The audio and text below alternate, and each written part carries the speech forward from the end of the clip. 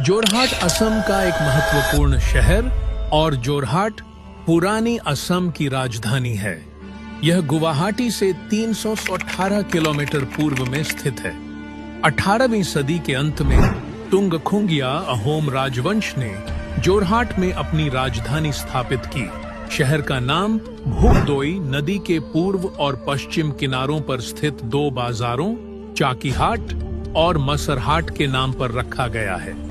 अहोम साम्राज्य की अंतिम राजधानी के रूप में जोरहाट में कई ऐतिहासिक संसाधन हैं, जिनमें अहोम राजाओं की कब्र, लाचित बरफुकन की कब्र, राजमाऊ तालाब शामिल हैं। जोरहाट को असम का सांस्कृतिक हृदय भी कहा जाता है। जोरहाट असम के चाय उत्पादक केंद्रों में से एक है। जोरहाट में एक हवाई अड्डा है। रेलवे स्टेशन के नम जोरहाट टाउन स्टेशन नाम से जाना जाता है और रेलवे जंक्शन को मारियानी जंक्शन कहा जाता है। असम कृषि विश्वविद्यालय, टोकोलाई चाय अनुसंधान संस्थान, north east institute of science and technology Jorhat में कुछ उल्लेखनीय संस्थान हैं।